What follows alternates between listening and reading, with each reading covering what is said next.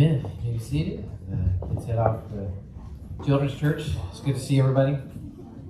School started. Some of us are excited about that. Others, not so much. I know parents are. I'm like, school, yes. You know, go to school, right? Other perspective, right?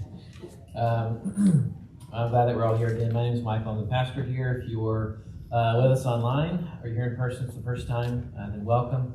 We'd love to get to know you a little bit better, so make sure you leave some information for us. Either way. Well, we've already started the fall semester. School and all those things are in full swing, but we delayed the finishing up of the summer series, the L's of the Bible. And so what I wanted to do today is just that, finish it up and talk about leisure. I thought maybe not the best week to talk about leisure, as we are all starting things, school has begun, maybe you've started some new endeavors, and with the fall, maybe there's a study or something else that you're involved in. My guess is that we're all busy, right? We all have things going on, and sometimes we just need to take a step back and say, God, what does it look like for me to rest? Maybe it's not you on the hammock in your backyard, but you don't have one of those.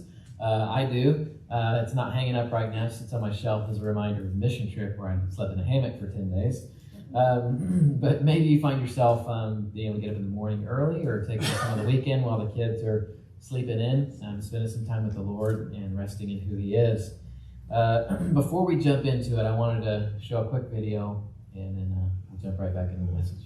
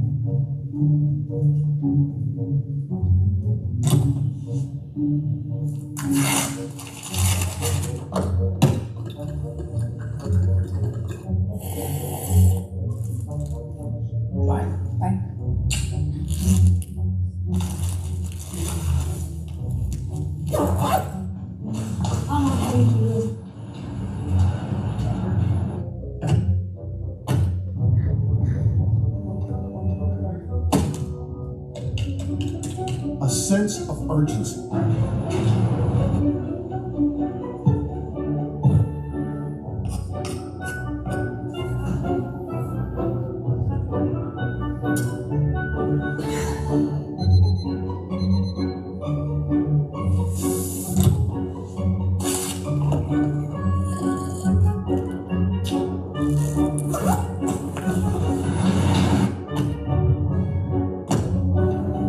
We are on a looming deadline.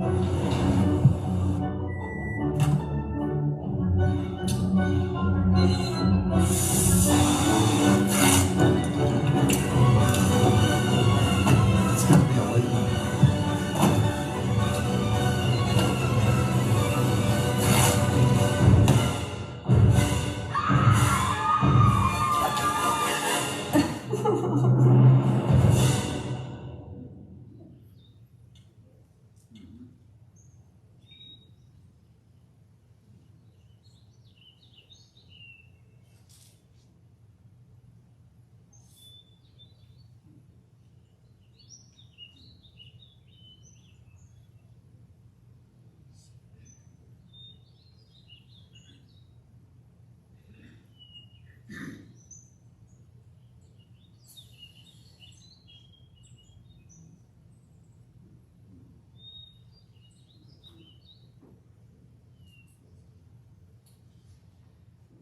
So maybe we just need to take a breath. I'm sorry if I stressed you out on Sunday.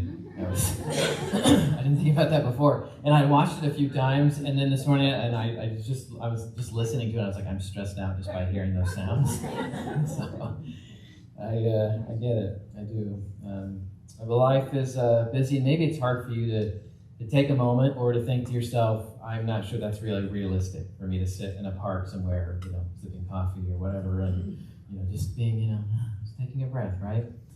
Life is busy, I get that. But maybe our focus today, as we conclude this series and we talk about leisure, would just be to ask ourselves the question, what can this look like for us? Or why rest at all? I'll try to approach this aspect of why rest or why sleep or why take a break and why we should do that regularly. And not just from what the Bible says, but also from what the world tells us and what the health organizations and people say. It's a good thing to take a break, to take some leisure. You may have wondered what the whole RMD thing was, not RND, so it's not research and development, but RMD.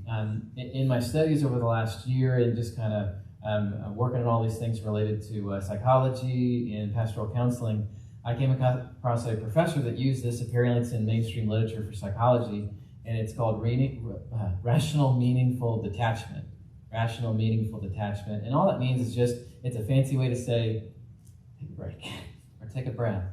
And I think we can frame this in a number of different ways, but as we walk through the text today, we need to allow ourselves to be okay with our minds taking a rest, with our hearts taking a rest. And I think a lot of that is tied up with maybe when we would do a quiet time during the day, or even just taking a break once a week to spend some time with the Lord and take that deep breath. I also wonder, there's things in our lives that we also saw with allowing them to take a break. My computer, I don't know why, it's like, I'm doing schoolwork, I'm doing work for the church, and, I like doing things for the fire department as well, so that's all kind of a part of my life. My computer just got overwhelmed, and it just started doing the thing where your cursor is like, and I'm like, I don't know what to do, this is kind of worrying me. I'm kind of freaking out about this. And you know what you do with your computer? What does everybody tell you whenever it just starts, like, you're like, I shut everything down, and it's still not working right? You just reset it, right? You turn it off for a moment, you turn it back on. And isn't it amazing that we look at the world around us, we look at technology, and we ask those important questions about what's best for our health. And all across the board, we'll see that taking a break, taking a reset, or just maybe a few moments every single day and or week, we can take a step back and say maybe the best thing is to take a rest, take a break, whatever that might look like for you. And all the rest of the hours during the week, I know they're taken up already, right?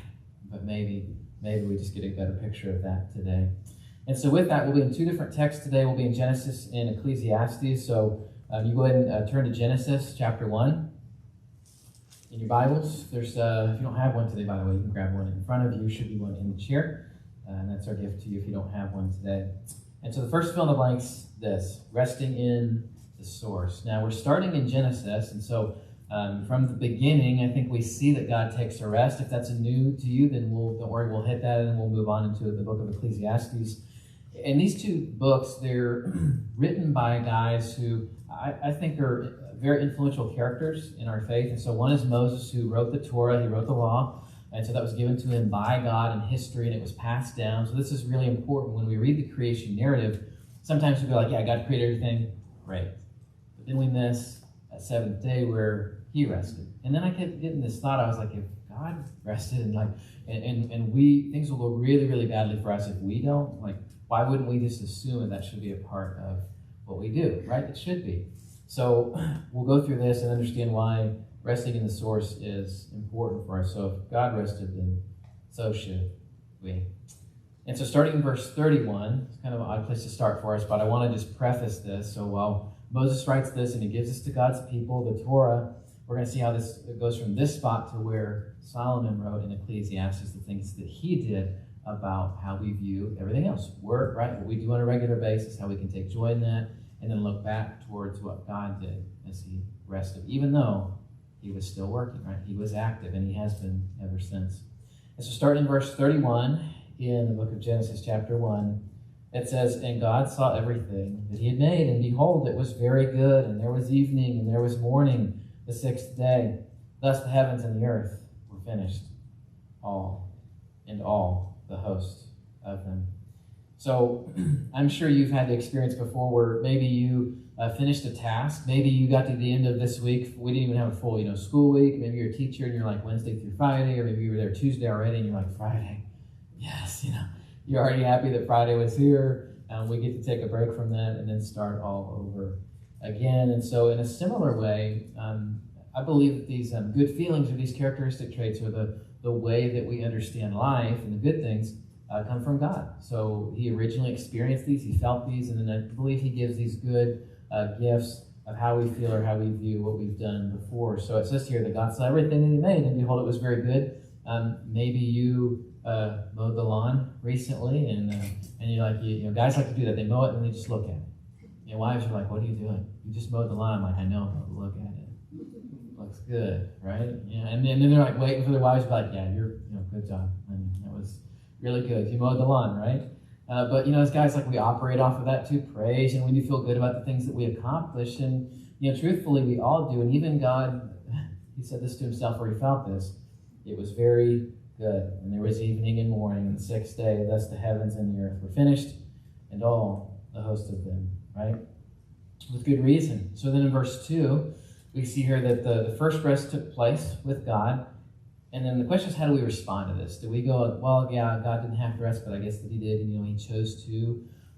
So what should we do? Well, it says here in verse 2, and on the seventh day, God finished this work that he had done, and he rested on the seventh day from all his work that he had finished. So God rested when he was done with creation. So the question is, do we need to rest? Like, does everybody sleep? Do we do that? There's been some people over, history who have said, like, oh, we don't need to do that, or we're gonna test a theory, or we're gonna try to do something, in opposition to that. I wonder how long you can go without sleep. So I started looking that up. These kind of things always interest me.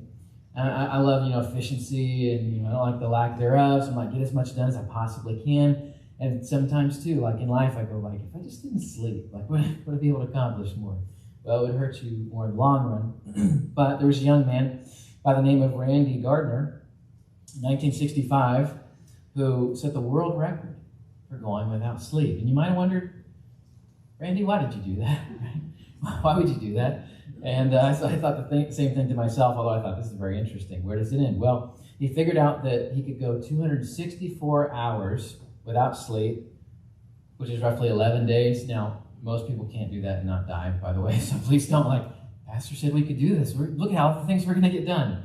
You're not. It will go really badly. So he went 11 days, and this was all for a school science project, like science fair project. This wasn't like some guy was like, I got some free time. No, this high school kid was like, how long can I go without sleeping? This science project will be easy. I'll just write down what I experienced.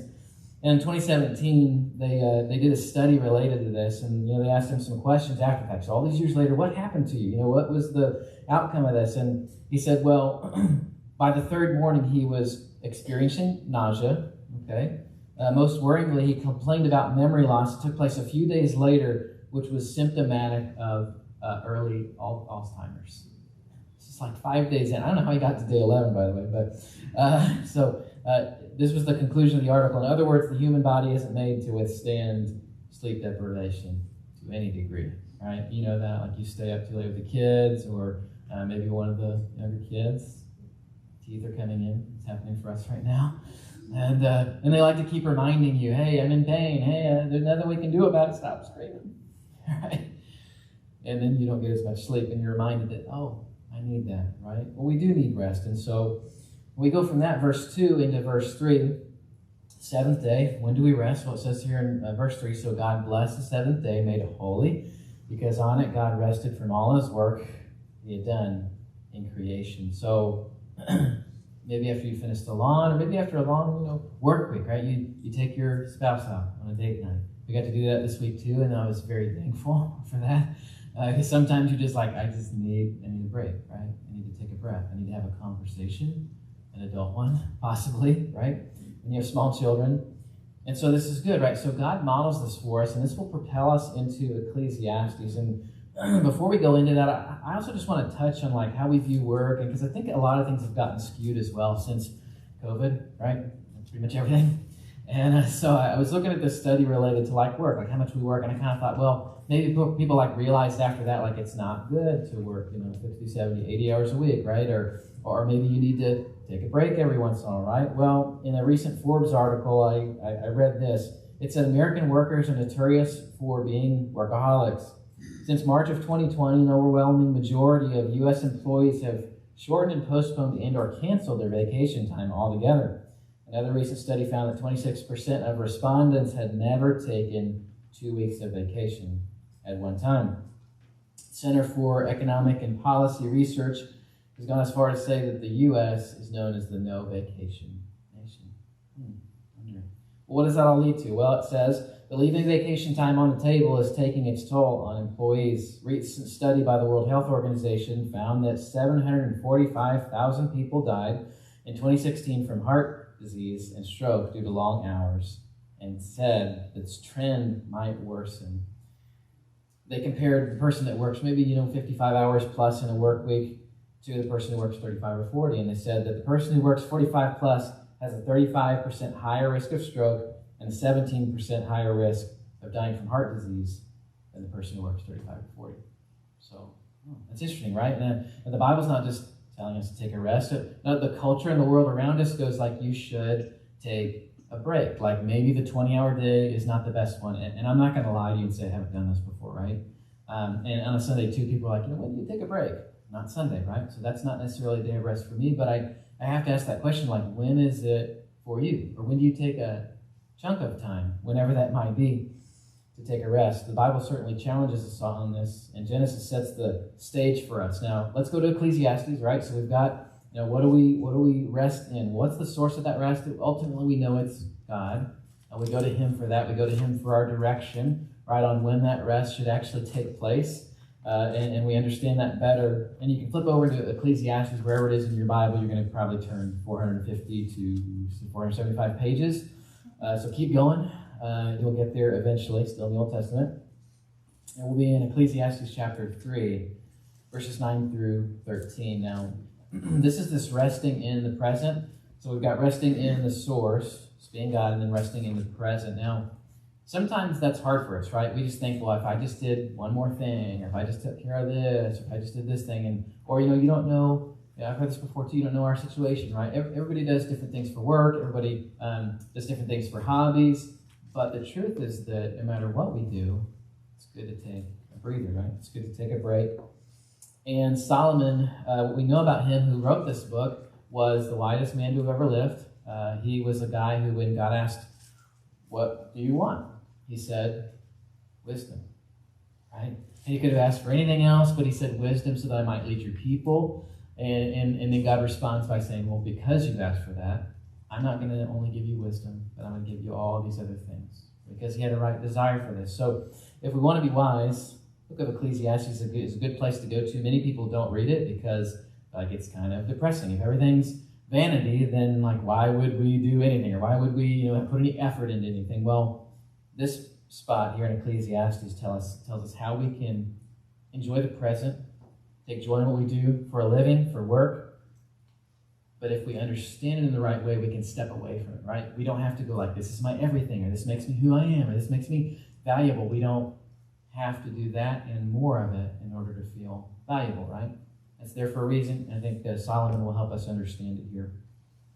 Starting in verse 9, chapter 3, it says, what gain has the worker from his toil? Now, again, if you look at the book of Ecclesiastes, you're going to see everything. You're like, I don't think there's a topic that he missed.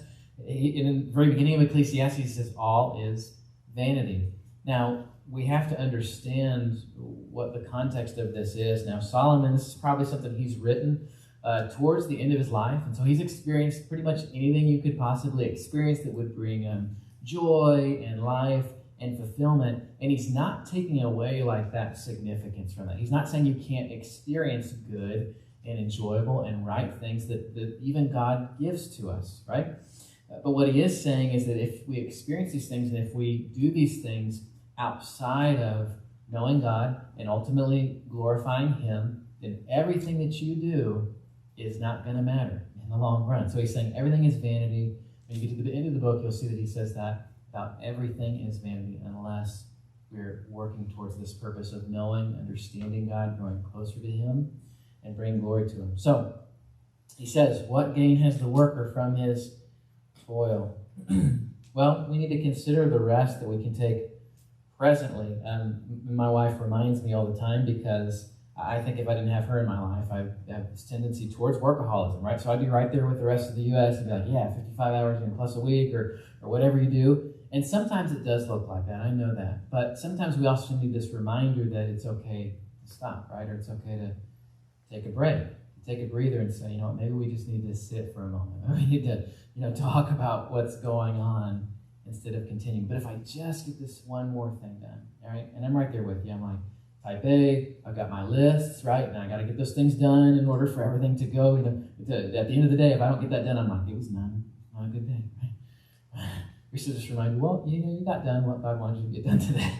So I'm like, okay, fine. Right? I can lay my head down on my pillow. Does it bother me still? A little bit, I'm being honest, yeah? But when we read this, Solomon asks the question, what gain has the worker from his toil, right? And in verse 10 it says, I have seen the busyness that God has given to the children of man to be busy with. Now, we have to understand, Solomon's got this perspective. He's the CEO, the administrator. He's seen the most prosperous time in God's people's history that will ever be. He built the temple, built everything else up. They were the richest they would ever be during that time. And all the other nations were like, wow, God's people, amazing, Everything is going well. It's prospering. And Solomon, he'll say this, he'll make some of these phrases throughout the book of Ecclesiastes as well. He's like, I've seen it.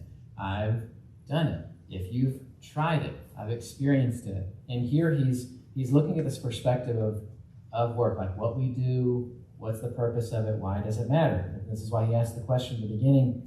And then in verse 10, he says, I've seen the business that God has given the children of man to be busy with. Is anybody busy in here? You busy? No? Yeah. I am, right? And all of us are like, yeah, I am. I'm busy, right? And so Solomon, throughout his life, he's like, I've seen it all. You couldn't do something and then say, yeah, but I'm the exception. Solomon says, I've seen it all. Everything that God has given the children of man to be busy with. And so then he turns the corner. And in verse 11, it says, he has made everything beautiful in its time. Also, he's put eternity into man's heart, yet so that he cannot find out what God has done from the beginning to the end. So this is an interesting verse. There's a variety of things going on here, but it alludes to a lot of things. I think the seasons, for one thing, right? The seasons are changing. The leaves are falling off the tree. It's like if we could just alternate those, where the grass would stop growing when the leaves started growing, and when the snow comes, we're not still doing there's still leaves on the ground, So the seasons will change and we will experience those things. But he says, after seeing all this, he's like, I've seen everything that people could do, that they could spend their time doing, working on.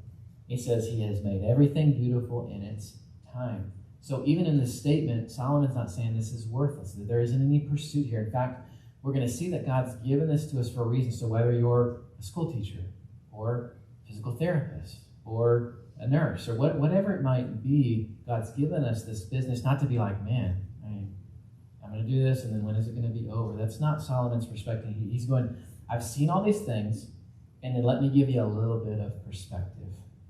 He's made everything beautiful in its time. And for wherever you're at right now, I know some of us are going, well, I'm retired, and that's beautiful. And it's time, right? Well, I'm currently in the middle of that season. I'm like, just 5 or 10 more years. Or but I really enjoy what I do. And I love that about our church, because as I talk with you, I don't really hear many people going like, yeah, I have to do this. It's a job, right? But God's given us this season. Maybe you're just right at the end, you're like, I'm ready, right? I've had those conversations with Bruce, and he's like, a few more days, right? A few more days, and then I get to really do a different season of life. But you know what Solomon says? He's like, this shouldn't be drudgery for us. It shouldn't be like, man, I hate this season that I'm in. Because the church and it's God's people, and Solomon knew this as well. He's like, God gave me really important things to do throughout my life. And he's not just saying that because I was a king, so of course what I'm doing was important. He saw what everybody did as valuable, as God-given, and a piece of what God has set aside for us to do. So he says, he's made everything beautiful in its time. Also, he put eternity into man's heart, yet so that he cannot find out what God has done from the beginning to the end. So this is interesting. We talked this morning about God's sufficiency and how he just gives us what we need, right, for the day or for the season or for the time. But yet we have this intimate knowledge that we're going to be with him forever in heaven. So we know there's more things coming. There are these great things.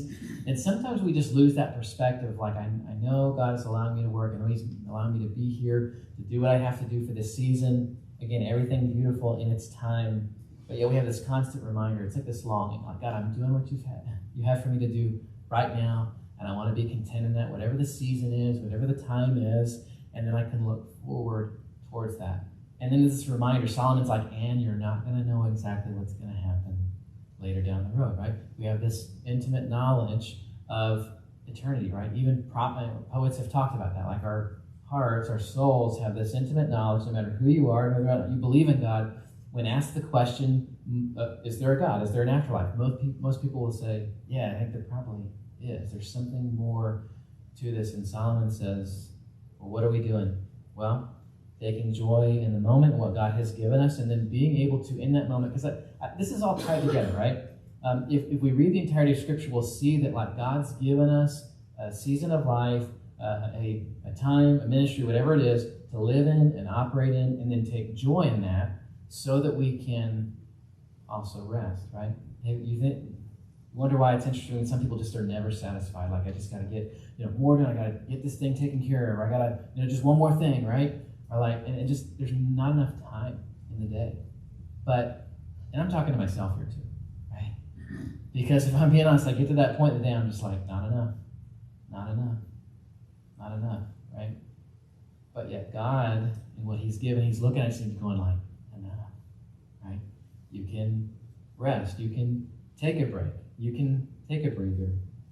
But I know sometimes at the end of the day, it just doesn't seem like that, right? But Solomon gives us perspective, so everything beautiful in its time, right? Even though he says everything is vanity, unless it's established in knowing and walking with God. And then it has purpose, and then it has meaning, and then we can experience joy in it so that we can find true rest, true peace. And so that person who's sitting there on the park bench and you're like, that will never happen. Do you not know us? We have teenagers, or like we have little kids, like, and we're both going different directions. We're like, we barely say anything when we're leaving, and then I get it, right? I get it. That causes stress, that causes anxiety, that causes separation. But when we read this, we can go, okay, wait a second. I know there's a plan, there's a purpose for it, and I've got to intentionally go, like, what is my RMD? Like, am I asking that question? What is my rational, I can't even say it, rational, meaningful detachment, right? When is that time? And maybe it's just a few minutes a day, right? I'm not saying, but some of us just get worn out and exhausted spiritually, mentally, physically, everything. And then we're just like, why am I doing this? And we misinterpret when we read Ecclesiastes and we're like, yeah, everything's vanity, everything's meaningless, everything's purposeless. But yet, even Solomon, in the context of what he said, he pointed us towards being able to take joy in that. You don't believe me? Let's keep reading. Verse 12, it says, I perceive that there is nothing better for them to do than to be joyful and to do good as long as they live. So many times when we read this, you read the book and you're going like, everything's vanity. Solomon, not super great perspective. But when you read this part in chapter 3, we have to go, okay, if everything's beautiful in its time and I'm meant for something, I'm meant to do something good, and what else can I do? He says, I perceive that there's nothing better for them than to be joyful. He's not going, everything's vanity. That's the end, right?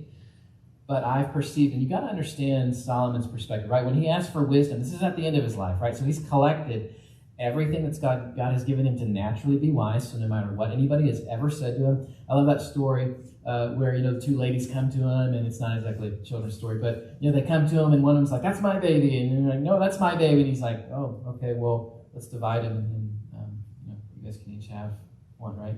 Not a nice story, but God gave Solomon this wisdom to go, what would happen if you were actually wise? And you know what happened in that story?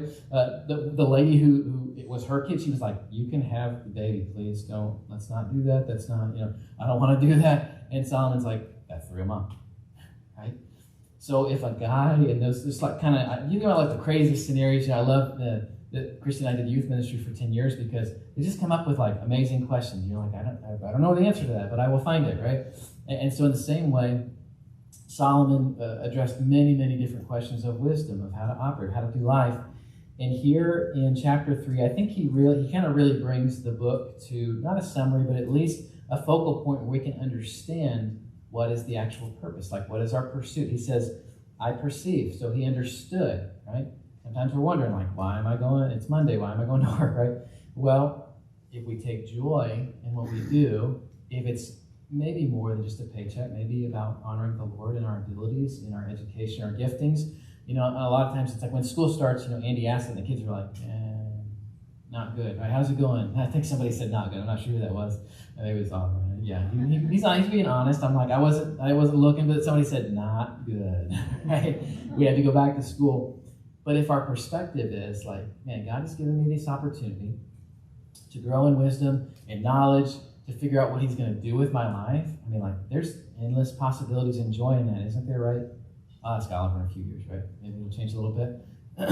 but my hope and my prayer for you, especially in this as we read it, is that we understand that God has given us meaning and purpose, right? It's not about everything being meaningless. It's about outside of God and taking joy in what he's given to us.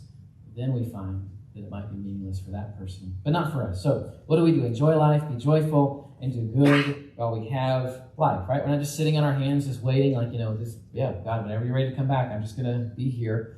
I've known people like that as well that have just said, I'm done. I don't need to do anything. God's going to work it all out. And I'm like, but he gave you a life, to live right now. So what are you going to do with that? There's a lot of questions about that.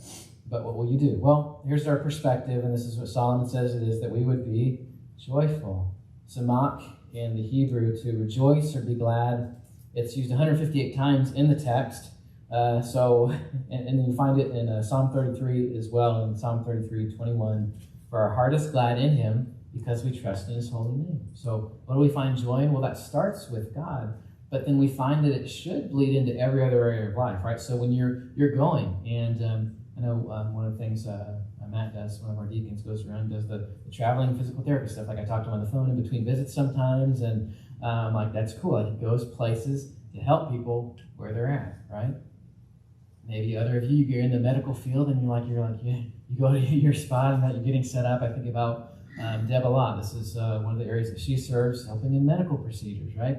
I could never do that aspect of it, right? But I'm glad there are people that are, right? So when we need help, and we can take joy in those things, right? It doesn't really matter what we're doing, but God's certainly given us a lot in life, and he's told us that we're supposed to be taking joy in this, right? So if we enjoy it, that means we'll take joy in it, and we'll do the work. And then when we're presented with this question, how will I find my RMD? How will I find rest? Will I be content to rest? And I've found some of the seasons in my life where I'm just I don't know that I am. I have to go and look at my heart. I have to go, is something not right here? Because if I can't rest, if I have to go unless I do it, unless I accomplish it, then God's not going to be happy, or he's going to be you're kind of letting the team down, right? There are days that we don't get it all done, right? There are times when we struggle, and we're I feel like God's not happy with me because I didn't do what I wanted to accomplish. But yet, we still did whatever God had for us, right? Now, it's easy for us to go, yeah, God's prepared the times and the seasons, the places that we're going to go and do stuff, but then actually, living it out, actually believing it is another story. So we take joy, and we're able to do good as long as we live. And so that's the practice here. So what do we practice to do good? Tov in the Hebrew is the word, be kind, right, and/or pleasant. So we're practicing this. We're not going about life just being every time we walk into a room, we make people feel worse. That's not who we're supposed to be. We walk into a place, and we have bad days, right? Everybody's got bad days. But we should be people who are lifting other people up, right? And especially those who don't know God. There's always those believers who are struggling, but when we go somewhere, people are man, that, I just feel better, And I walked into this place because we walk with purpose, right? We have purpose. We can take joy in whatever we're doing right now. And Solomon's you can do so many different things. I've seen it all, he says. But where do we rest? Well, it starts with being able to be content with what we're doing now, finding joy in that, and eventually that should end in this place where it's Friday, or it's the day that I can take off, or it's this time or the season that I can, and that's where I find my RMD. So I perceive that there's nothing better for them to be joyful and do good as long as they live. Verse 13. Also that everyone should eat and drink and take pleasure or good in all his toil. This is God's gift to man. So Guys, while you mow the lawn, like, it was good, right? It looks good. The ladies can give the pat on the back. It was great. Whatever we do, right? Whatever we accomplish. Solomon, wisest man who ever lived, who's seen it all, did it all, managed everything he could possibly manage, and saw every little aspect of it, says also, so not only that, we can take joy and be doing good, but also that everyone should eat, drink, and take. Right, we're Baptists, right? We do the whole, I was talking to John about that. I'm like, you don't know until you've been to one of our potlucks, the desserts, the stuff. You don't know, right? And Solomon knew it too. Also, that everyone should eat and drink and take pleasure or good in all his toil. This is God's gift to man. So this word here for to take pleasure in, right? It's another word for good. We've seen that before. Kind, right, good, or pleasant in all our toil or labor. And he says this is what? It's a good gift. It's the word matah in the Hebrew, and it means a reward. So wait a second. Everything that we do in life matters. For the student who is, I see one of them back there who's just gone off to college, Aiden. He went to college and he came back for service. That's great, man. So he's there, he's watching, he's listening. So for the one who's just gone off to college, right? Who's going I'm just at the beginning, I think I know what I'm supposed to do with my life, I think God's given me purpose in that, that's good, right? You can take pleasure in that, even if you're I'm so overwhelmed, I don't know, what's going to happen. Whatever season we're in, Solomon says, I've seen it all. And God gave him those words. I've seen it all. What are we going to take joy in? Are we going to do good with the time that God's given us? And then as a result of that, be able to go, okay, I can rationally, meaningfully detach for a moment. Maybe it's not all day, right? Maybe it's not, just take my Saturday, I'm just going to sit at the park all day, right? I'm going to read a book. Right? Maybe that's not realistic, but maybe we can take a few moments, right? You can take a breath. I hope that you can. Solomon says that we can here, right? God's given him these words. So maybe we just need to take a step back. This is good. Be able to thank God for it. I was thinking this week too. I operate in so many different avenues, and God's really been good to us the last 4 years that we've been here.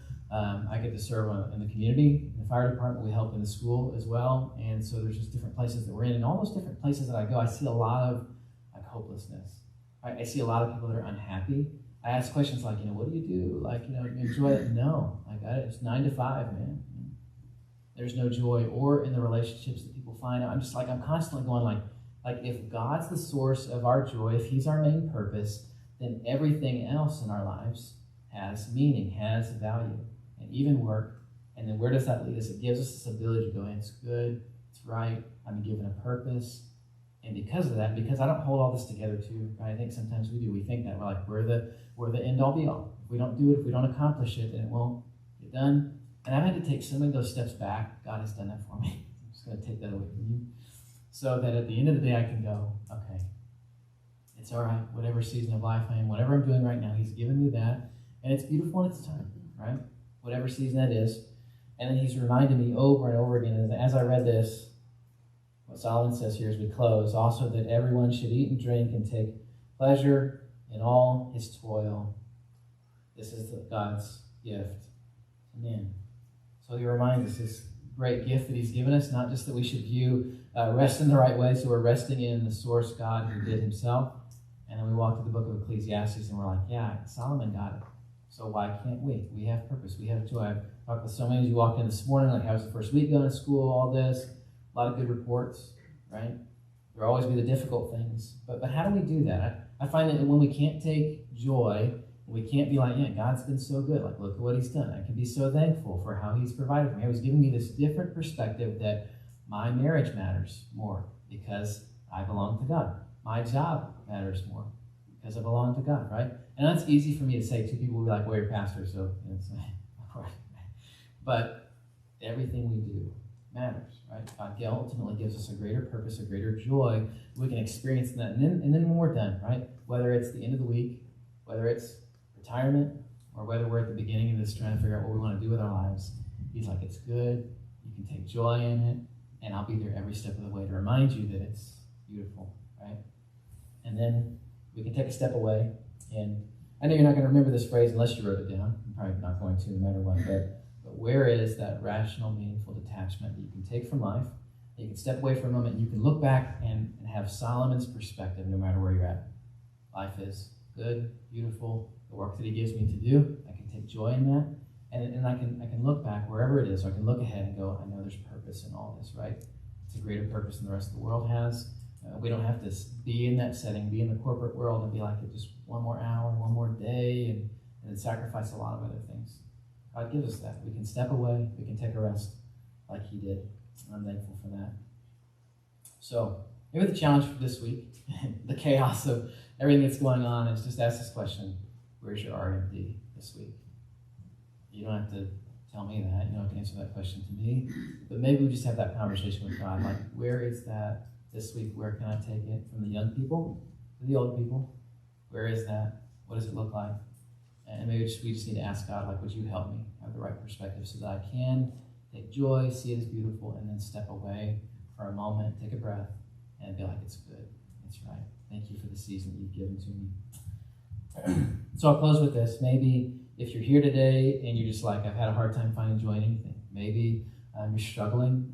Here, I'd love to talk to you about that. Maybe you're just like, I'm completely detached from God. I don't even know what RMD would look like in my life because I'm always unhappy. I don't know God. We really believe that the first step of this is knowing God personally. And that starts with a relationship with him through his son, Jesus Christ, that he came, he lived a sinless life, he died on the cross, he was raised on the third day so that we might have eternal life. And the scripture tells us we believe that, we can have that, and then everything else looks so more vivid, doesn't it? The colors that we get to experience, the life, the joy that we get to take because we know him. Everything else is actually meaningful, right? Let's pray. Father, we thank you for this time. We pray you'd help us as we think about this leisure. What does it look like? God, is it weird to talk about leisure as we're going out of summer? Maybe. But maybe it's exactly the right time. God, I don't know, as we were working on putting these things together, I thought about that this week, and God, I know that you've already planned those things in advance, and you know the perfect timing for this. And so as we enter into another busy season, I pray that we wouldn't just be like the rest of the statistics, those that can't walk away, those that don't feel fulfilled, those that don't take joy in what they do, God, which we know ultimately will keep us from actually resting well. I pray that when we understand what you did in the beginning, that you worked well and you worked hard and you took joy in what you did, I pray that we could have that perspective, knowing that every season of life you've given to us, whether we're in grade school and we're not always taking enjoyment in that, or whether we're off to figure out what our profession in life is, whether we're in the middle of it and we're just looking forward to things in the future. God, I pray that in this present situation that maybe we would find rest right here. Maybe we would find joy right here. Maybe we would see the beauty in what you've given us to do right now, wherever we're at in life. God, we hope that that would be the case so that maybe we could we could open that door of rest and be able to do that, whatever that looks like in each of our lives this week, this month, this year. I pray that we can take a step back, see what you've done, be able to rest in who you are and understand what that leisure actually looks like when we know you. And it's your name.